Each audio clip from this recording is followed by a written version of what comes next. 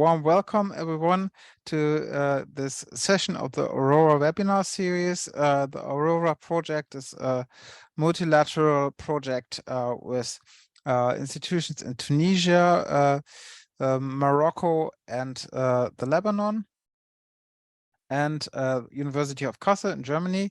And yeah, we are happy to introduce the second season, which we now have the second installment. And I'm happy to introduce our speaker today, Martin Keulertz.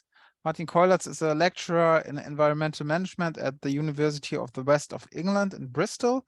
He is also an Adjunct Assistant Professor at the Food Security Program at the American University of Beirut in Lebanon, and he was also inaugural director of AUB's Food Security Program from 2016 to 2020. And beforehand, he worked at Purdue University in the United States and also at Humboldt University in Berlin. So we're very happy to listen to Martin Keulertz today.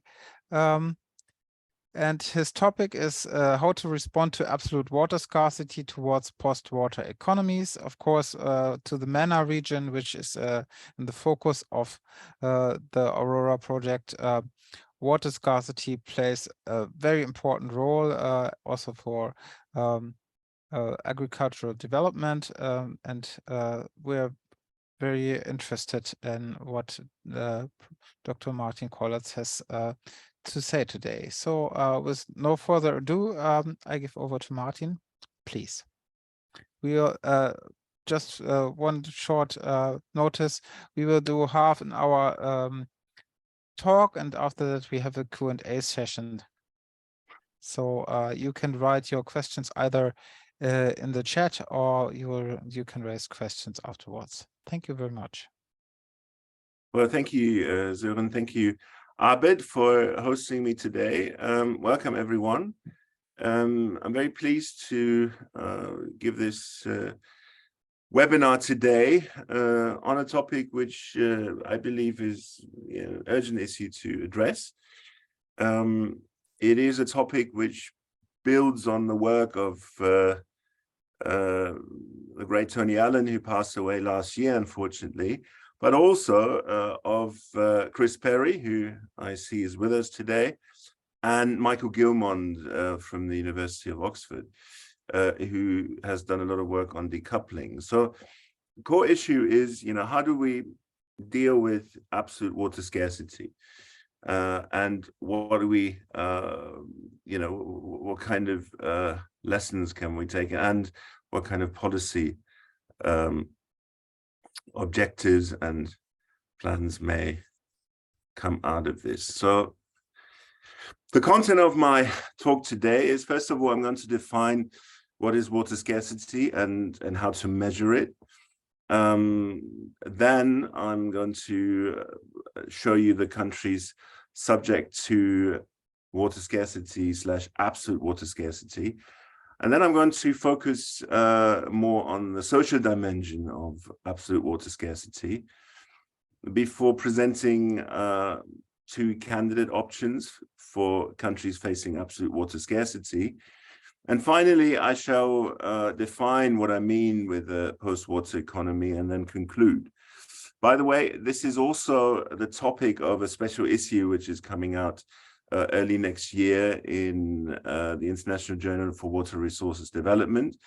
And several great thinkers have contributed their ideas to this topic, this theme, to understand, what can we do about absolute water scarcity.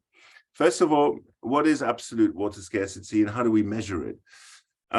Since the 1980s, the theme that there's a looming water crisis has been on the agenda of the international community and national governments. Several metrics emerged to give water scarcity a quantitative meaning. Initially, Malin Falkenmark, the recipient of the Stockholm World Water Prize, and her colleague Lind, connected water availability with population growth. However, later in the 80s, Malin Falkenmark in 1986 and 1989 developed the so-called Water Stress Index, WSI, suggesting that 100 cubic meters per capita per year is the bare minimum for countries to survive.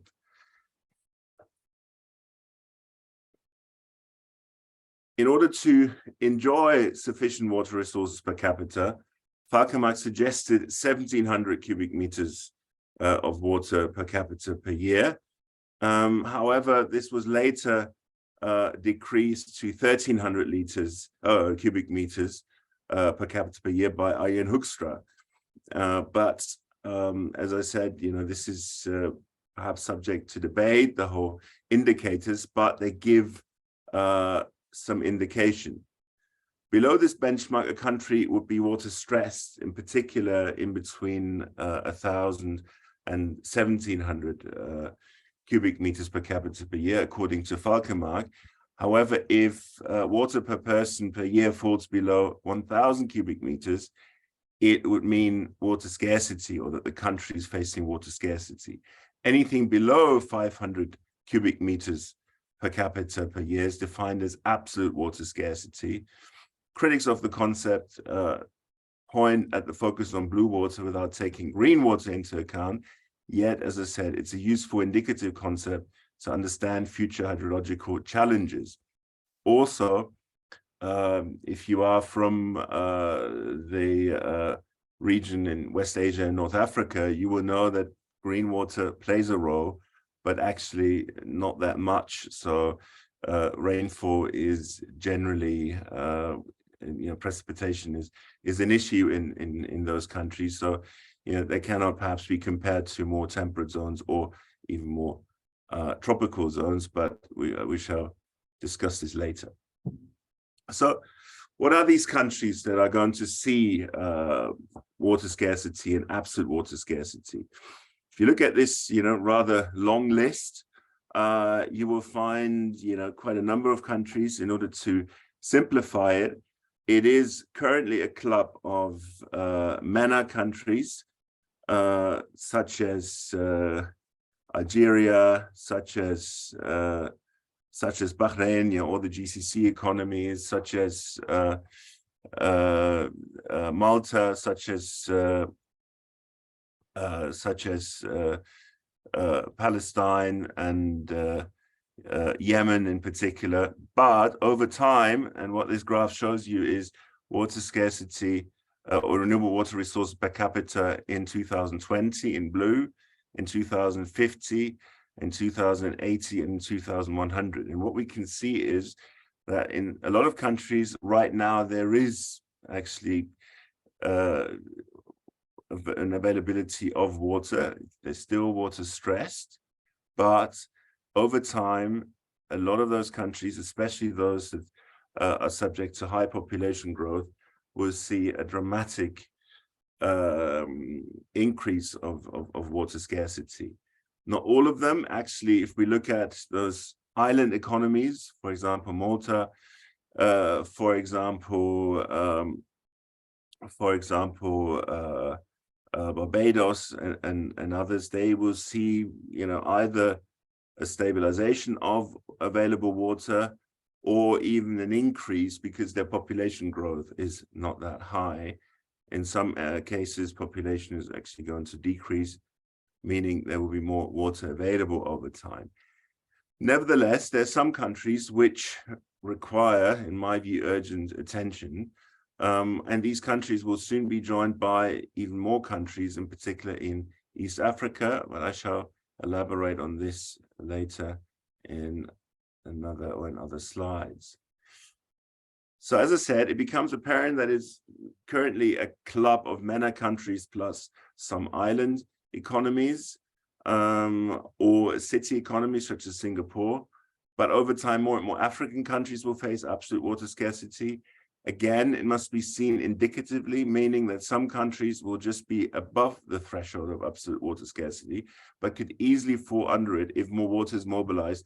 For example, for food security policies, such as, this year we've seen a lot of havoc on global markets. So a lot of countries decided to produce more in order to get through this very difficult crisis due to the war in Ukraine and one of the key breadbaskets of the world. What are the sectors defining an economy? I think, most of you will know this, that we have the primary, the secondary, the tertiary, and the quaternary sector. But what is important here is that the primary sector is really the sector where the extraction of raw materials, where mining, agriculture, and fishing takes place. This is the sector which, predominantly is predominant in countries that are, still developing economies. In more developed countries, we see the secondary and the tertiary and the quaternary sector as much stronger due to their development status. That's something which we should bear in mind, and we're also going to return to this issue in a minute, what it means with respect to water. But let's talk a bit about the social dimension of water scarcity, which is something many of you will probably research, but it's something we should pay more attention to. So the countries I've just shown you, those who are either already facing water or absolute water scarcity, or who will or are going to face absolute and water scarcity or water scarcity, all have different dependencies on the primary sector. This is the latest data from the World Bank. Most countries are from, or the data is from 2021, except for Somalia, where the data is from 1990. This is due to the war in or the conflict and related problems in Somalia. But again, it shows how dependent these countries, or a lot of economies, are on the primary sector. And you can see here, Syria, about 39% of its GDP depends on the primary sector. Ethiopia, it's also very high, 37%. And then in Malawi, Nigeria, Uganda, Rwanda, it's sort of in the mid-20s. And in Tunisia, in the Maldives, Sudan, it's in between 6 to 10. And then we see quite a lot of countries on the left-hand side which have a very low dependency on the primary sector. For example, Singapore, I mean, the primary sector barely plays a role with 0.03%. In Bahrain, it's roughly 0.3%, same in Qatar. And also in countries like Israel, it's about 1%. In Cyprus, it's nearly 2%.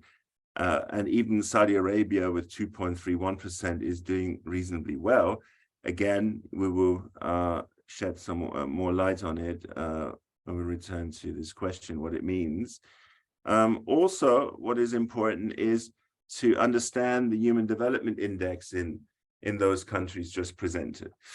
It comes probably no surprise to you that countries in Sub-Saharan Africa have a very low Human Development Index. This is due to severe underdevelopment, but there are some countries, such as Kenya, such as Angola, Zimbabwe, they have, had a lot more investment into their human development, in particular education, in recent years. And there's sort of the middle ground. I've highlighted them in orange. These are, mostly Arab countries and some island states. And there's finally the green ones, which are very high human development index, which are those GCC economies, Israel, Singapore, Malta, Cyprus. They are, of course, on a very different level. And in fact, this is also something to just bear in mind for the next few slides. What does it mean if we compare this? If we compare the water endowment and the reliance on the primary sector, what we can see is that a lot of countries here on the right-hand side, there's quite quite a few of them, they have a very low dependence on or reliance on the primary sector in terms of GDP share. Yeah, these are just showing you Malta, Israel, Qatar, Bahrain, Kuwait, Singapore, and so on. They have very little water, but they have decoupled their economies from water-intensive industries or sectors. And then, you know, some island economies, they have actually nearly 500 cubic meters of water per year per person, such as St. Kitts and Nevis, such as Cyprus. Barbados is a bit below. Oman has actually more water than its neighboring countries, so it's also doing well. But if we look further to the left, then we see countries like Algeria, like Egypt, like Jordan, Yemen, Libya, the Maldives, Sudan, Cabo Verde. Those are the countries which have actually a very significant reliance on the primary sector, but their water resources are dwindling. And in fact, due to population growth, in particular in the case of Egypt, this will only further decrease. And, you know, there are a number of questions that need to be asked in relation to these countries. This is the picture for 2020. If we compare this to 2050, we're going to see a lot of countries coming in from Sub-Saharan Africa, which are going to fall below the threshold of absolute water scarcity. And, you know, this is rather worrying because countries like Niger, like Ethiopia, like Burundi, Syria, Somalia, Burkina Faso, Kenya, Uganda, Nigeria, and Malawi are, you know, suddenly entering this club of water scarce countries. And in a way, you know, this should be, you know, very concerning because these countries, as pointed at before, have a very low human development index, at least for now. Hence, you know, they have this strong reliance on the agricultural sector. And therefore, just think about it, what happens if those countries may run out of water? What is actually going to happen in those economies and, of course, societies?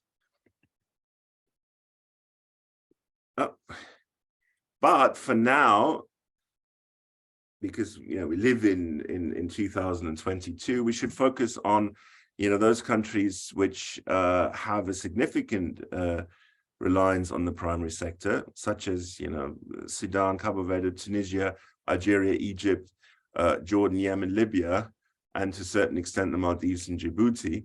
Those countries have, you know, should be at the center of attention right now, because these countries are much sooner going to run out of water. They don't have, you know, 30 years like those sub-Saharan African countries, which I've just shown you, but rather they have perhaps 10, perhaps 15, but perhaps even less, depending on the policies in those countries.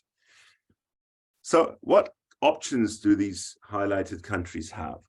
And thanks to Chris Perry, who wrote an excellent paper on you know, this issue a few years ago, he highlighted that, you know, actually there are two options. One is chaotic disallocation, and that means a business as usual approach, running down the remaining water resources until they're gone, resulting in reduced agricultural production and, through market mechanisms, increased demand in other sectors.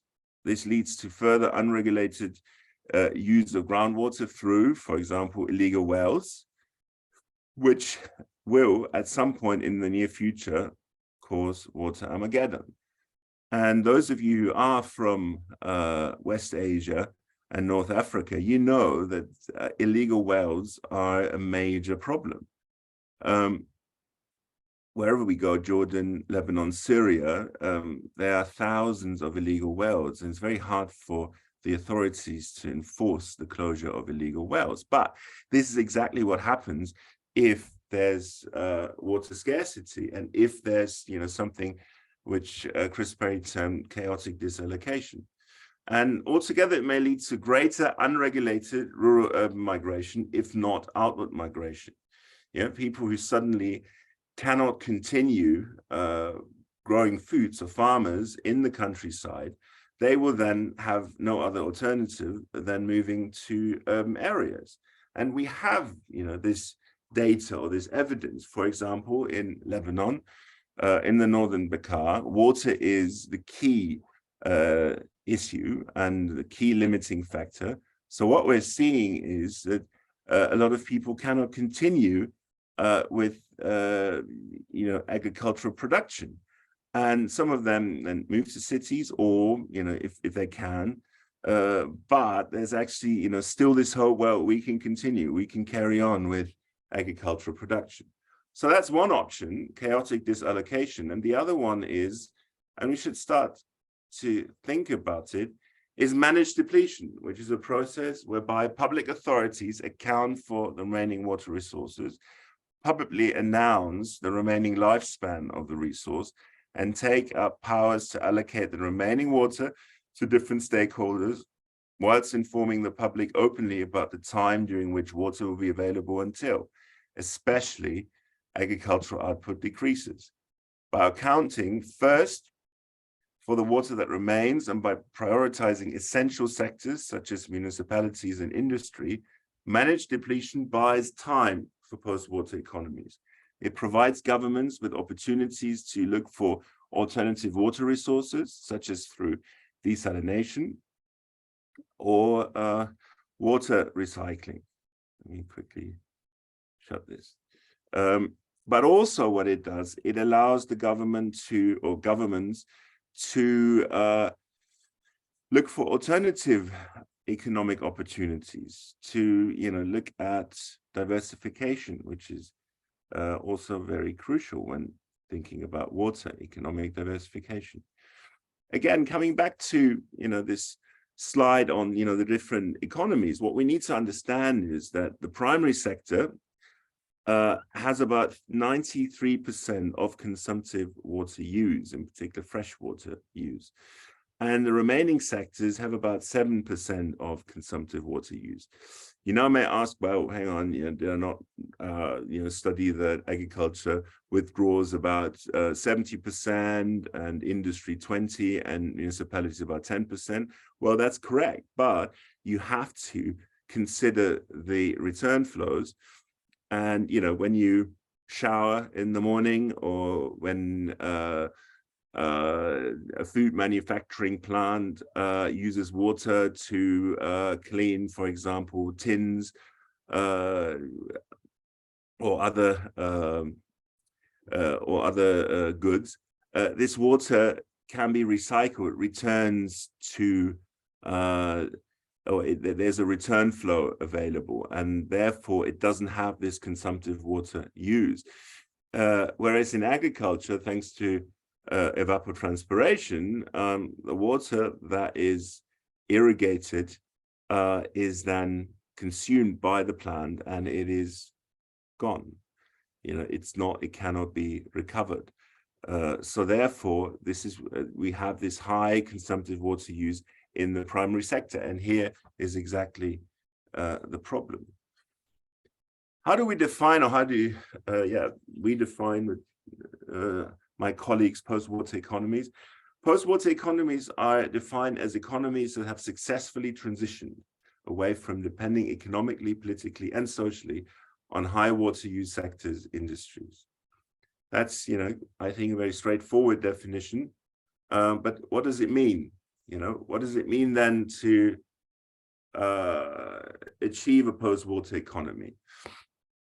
And I would argue that, first of all, there needs to be a public disclosure of remaining water resources until year X.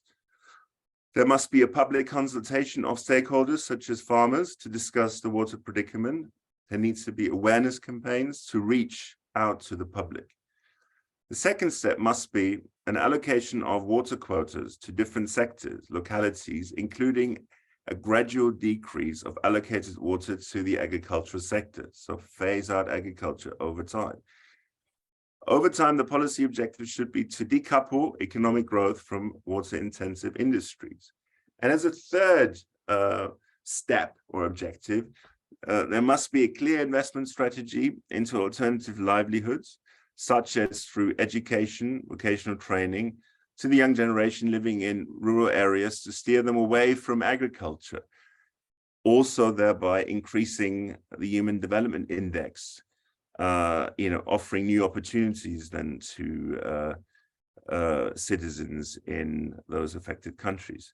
This is to avoid what Karl Marx termed social reproduction. So in fact, that if you continue as a farmer, if you're already, if your family or if your parents are farmers and they're poor and they don't have the available resources, and they, the children then continue in agriculture, this is social reproduction. It doesn't, lead to any social progress, which is also, very precarious. As a fourth step, there needs to be an industrial strategy focusing on less water consuming sectors such as renewable energy, manufacturing, services, because most of these countries that are subject to water scarcity, absolute water scarcity, have actually a high endowment of radiation, renewable energy. They also, could industrialize. Just think about Egypt, just think about Algeria. What is also needed is a provision of grants to entrepreneurs, who want to come in and change the predicament of the economy. And what about food security? Of course, many people now ask, well, so reduction of agriculture does not mean there will be less food on the market. Well, I would argue post-water economies will have to continue to depend on food imports. Yet food imports will have to grow, increase. That's also called virtual water imports. Make no mistake, these countries are already importing most of their food requirements, and we've seen it this year that countries like Egypt have a very high dependency on the global market. And of course, this year also disclosed the problems in terms of international trade. But these countries can act as a joint group in international trade affairs, and including establishing joint emergency stocks in times of price spikes, because they also have quite an important number of people. There are about 200 million people currently living in those post-water economies, but the number will grow to 1.2 billion by 2060. So, if you think about it, if those countries join together and, formulate their joint needs, then they will have a much stronger position in global trade affairs, in, global meetings, such as convened by the UN, the World Bank, and elsewhere. But these countries will, of course, require significant attention from and funding from the international community to maintain political stability. Because after all, it is in the interest of Europe, it is in the interest of North America, of China, of India, of so many others, not to see countries becoming destabilized, and not to see more outward migration from those economies into Europe or the Gulf, or potentially Central Asia. So there is actually a major policy objective for the international community to pay significant attention to these countries. In order to conclude, over the coming decades, more and more countries will face absolute water scarcity. This will require these countries to induce significant political economic shifts, reducing and ideally phasing out water-intensive sectors such as agriculture will take at least one generation. So there is some time. Meanwhile, these countries require special attention from the international community to help them to transition towards a post-water economy. Thank you very much.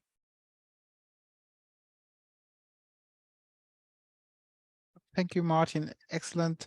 I am now taking questions from the audience. Thank you very much for this inspiring talk. And also,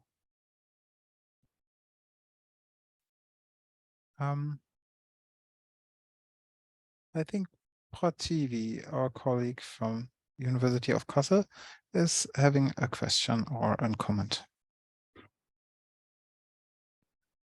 Thanks for your presentation. It was very clear and in time. I would like to clarify how the water consumption of the tertiary sector is measured, because I think you portrayed it was only 7%, much lower than the agriculture sector, but real estate and hospitality industries, they rely on buildings, and we think about construction industries. I think of cement factories, for example. Now, I mean, they're very aggressive to karst regions in Indonesia. I think that's my examples, and it's really want lots of water. Yeah, I'm not familiar with this very dry region, as my research about water has been always about Southeast Asia. So yeah, maybe you can have some insight on it. Thank you. Well, thank you for this question. Well, first of all, the construction sector largely pollutes the water, so it can be recycled. Whether it is recycled or not is a different matter. But from a technical perspective, the water can be recycled, can be reused, right? So therefore, the consumptive use is low. Whereas, in agriculture, if you irrigate a plant, there's no way you can recover this water. It's just, that's it. It's in the food. This is why, if we look at the water footprints, they're so high. So for example, it takes about 1,300 liters of water to grow a kilogram of wheat. Again, depending on the climate and the area where it's grown. But this is the key difference between the consumptive part or consumptive use of water and water withdrawals. Is this clear?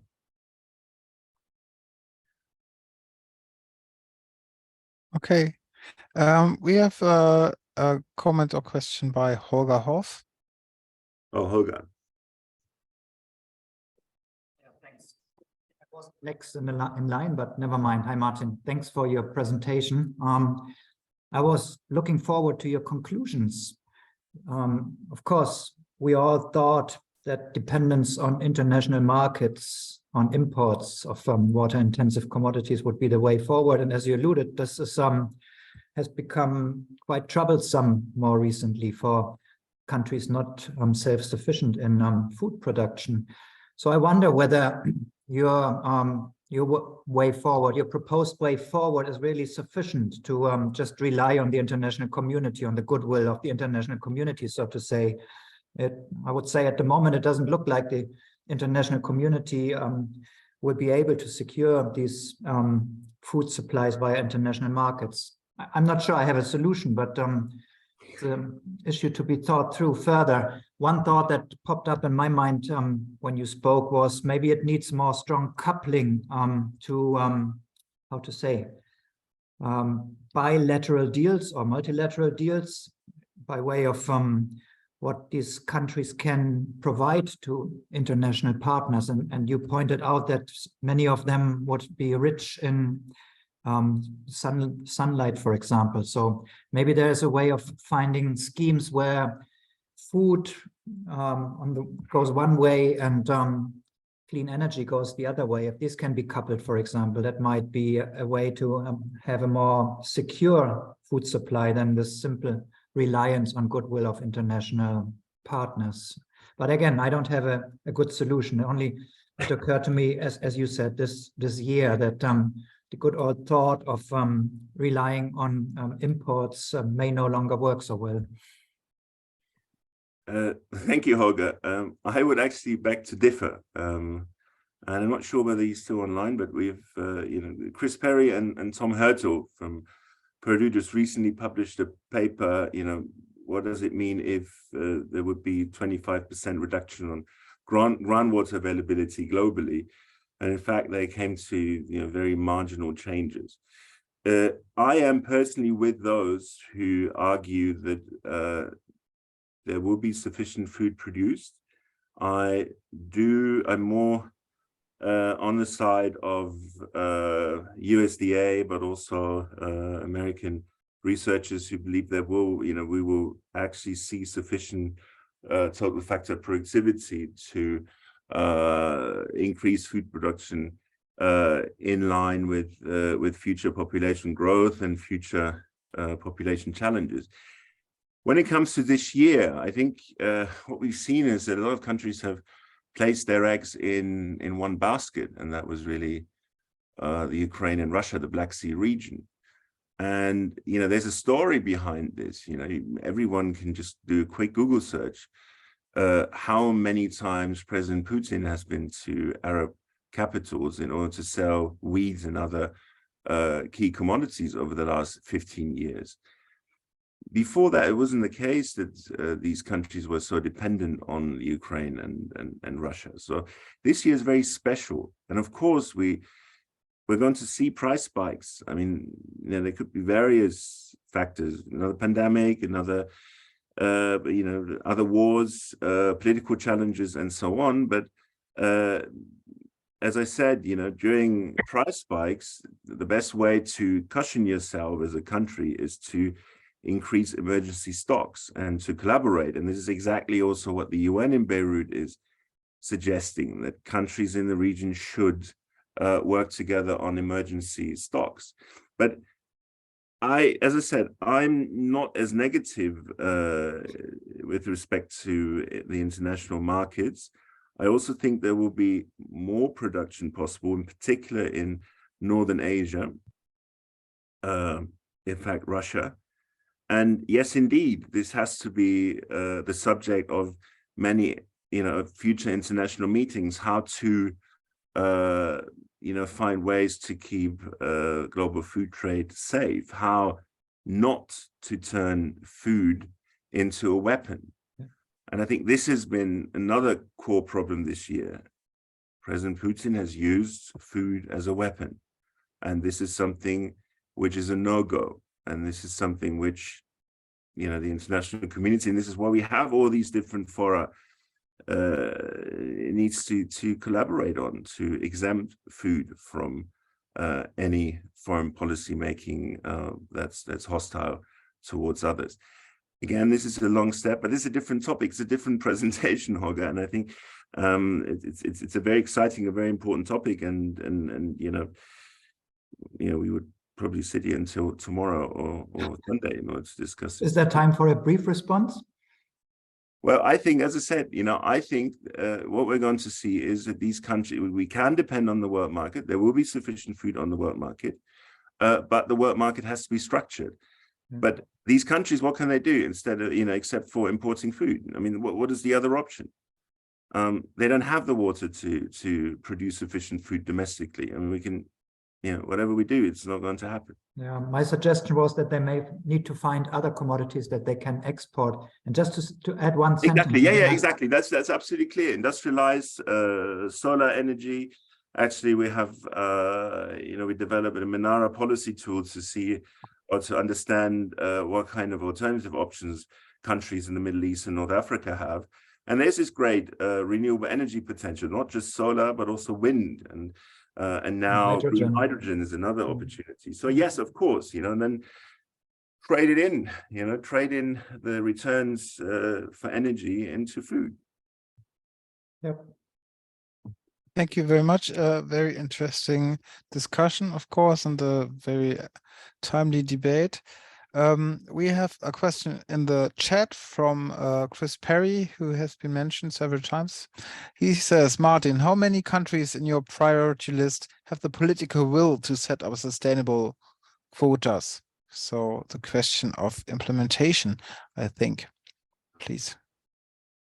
Probably zero, Chris, but I think, you know, the idea, you know, academia is not supposed to look into political will. It's just a suggestion. You know, it is, you know, understanding or defining an issue and providing suggestions. Yeah,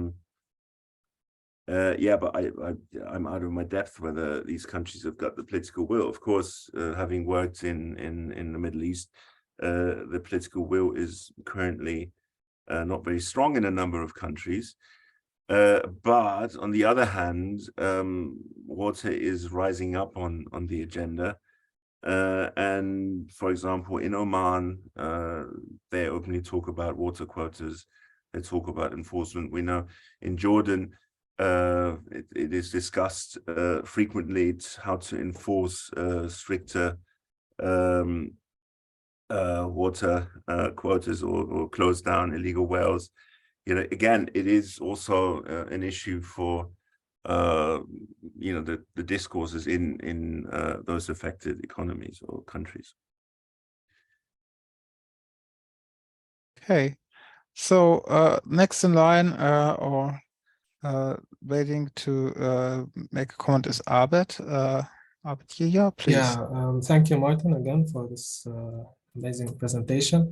I have a question about your opinion and the link between the limited water endowment and the limited land endowment. So, example, in Bahrain and Singapore, as you mentioned, I think the limited land endowment plays a big role because these are rich economies and they can do much regarding water, but they have limited land. So, what's your take on this?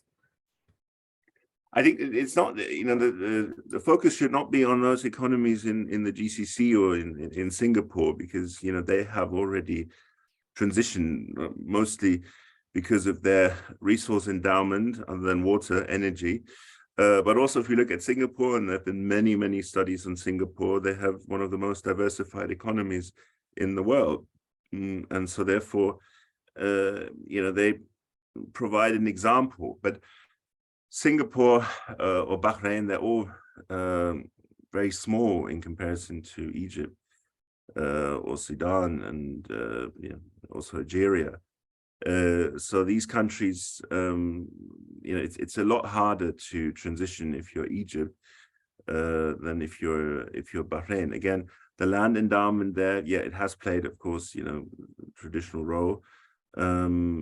But as I said, the limiting factor in most countries right now is not land, arable land, but it's rather water, at least those discussed. Thank you, Matt. Yes, then we have Sibinasa, who is also part of the AURORA consortium, also has a question. Thank you, Søren. Thank you, Dr. Keulertz, for this interesting presentation. Very clear. In your conclusions, you put the forwards what needs to be done by countries with absolute water scarcity in order to avoid complications, social uprising, and instability. The name of Morocco didn't come in your among the list you talked about, but Morocco is unfortunately among countries with absolute water scarcity, and instead of decoupling economic growth with water, the government has doing exactly the opposite. They put what they call the Green Moroccan Plan with billions of dollars, maybe $15 billion. And the objective is to seek more economic growth through agriculture, primary sector. Unfortunately, this primary sector, because of low rainfall, decreasing rainfall with years, any increase in agricultural growth is going to be by putting more land under irrigation, by overusing the existing already stressed or low reserve. So I'm just, Morocco is one example, but I think there are more countries, instead of developing other sectors, they still put emphasis on agricultural sector and primary sector in general, mines, etc. Thank you. You're absolutely right, Dr. Benasser.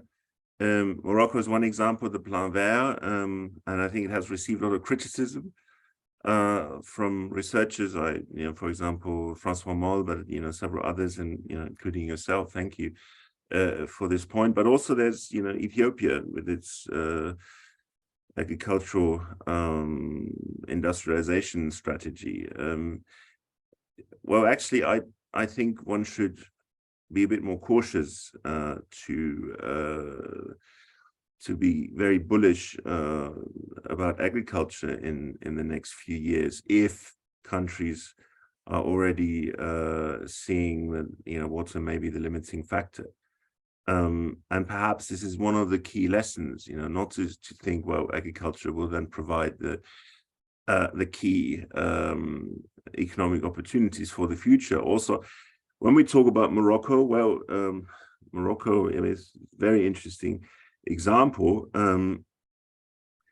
What are the actual trade opportunities or the trading windows with, for example, the European Union for Morocco? You know, as far as I know, there's that they're not as promising as expected. So, you know, you've got some winter months, and then you have your export quotas and so on. In the United Kingdom, it's now different. You know, Moroccan produce can be found on the market throughout the year, but still, you know, what are the returns? And a country should look at, you know, other returns, you know, other potential returns as well. And this could be either through energy, it could be, you know, general services, industrialization. Just, you know, think about it. You know, in those of you who are from Europe, you know, find me a heat pump at the moment on the European market. It's very, very difficult because everything is produced in China, and you know, their COVID policies have led to severely distorted supply chains. You know, so again, I think those countries in the Middle East, in North Africa, could also offer themselves as alternative providers of industrial goods. Less not, because there's also a population endowment. There are people who are able to work. There's, in fact, a very promising labor situation in those countries. But, you know, this all depends on, you know, the economy at large. And as I said, you know, what you just said, it confirms, you know, what I said. You know, we need to think about other sectors which can be more profitable and less harmful to water resources in order to move forward. Thank you. Thank you. We have another couple of questions in the chat. First one from Rashid Hamimas, also from Morocco and also part of the AURORA consortium. In some countries in the south, illegal water harvesting practices are carried out by wealthy farmers, causing major problems for small-scale water-deprived farmers. Can this problem be observed elsewhere, and how has it been dealt with?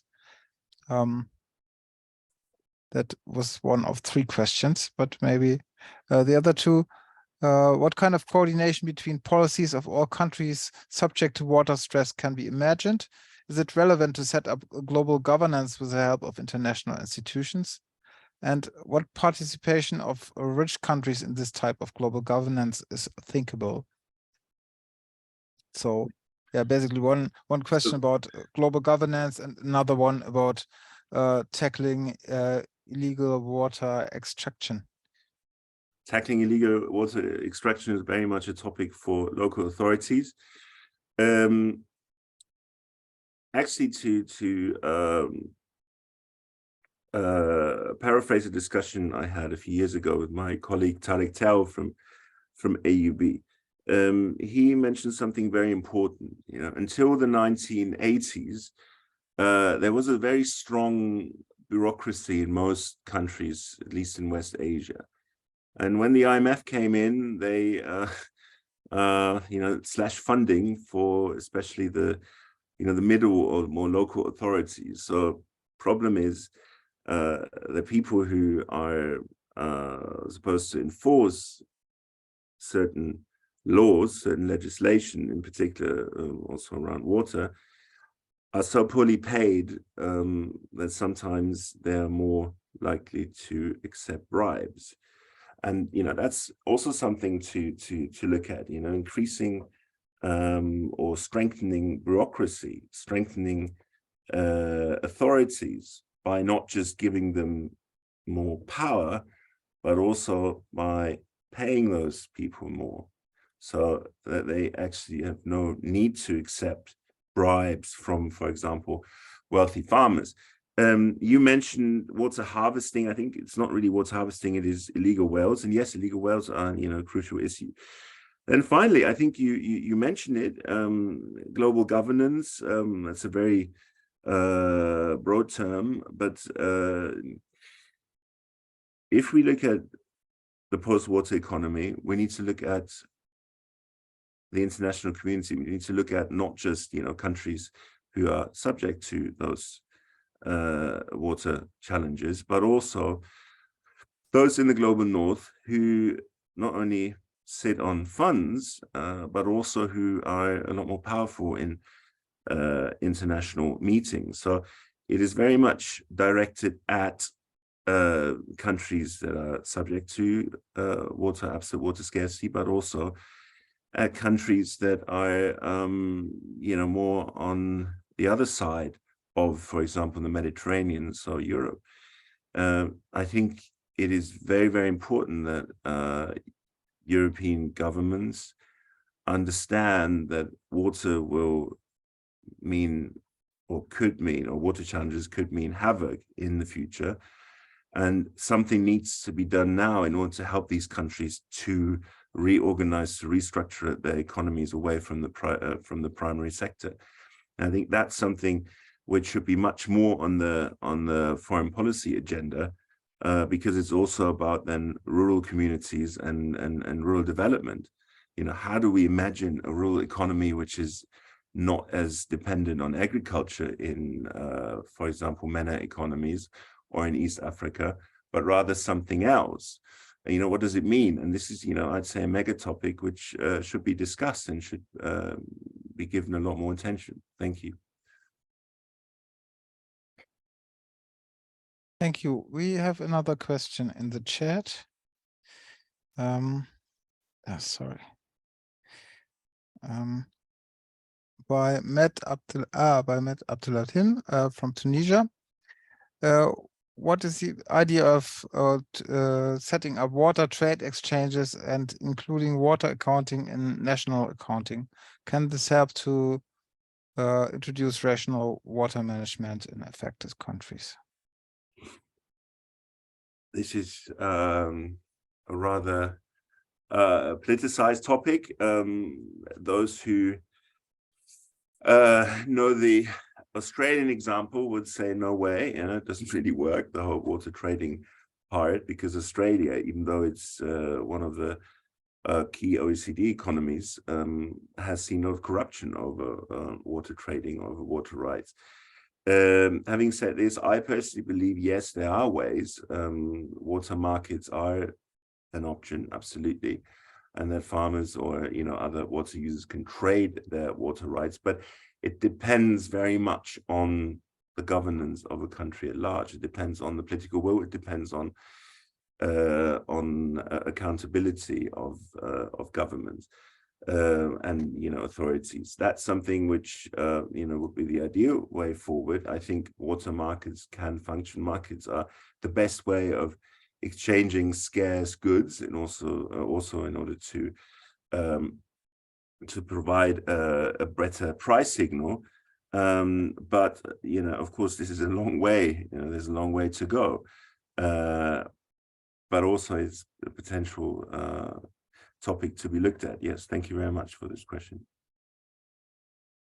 All right, we don't have any more questions in the chat. Is there another comment or question that somebody wants to raise?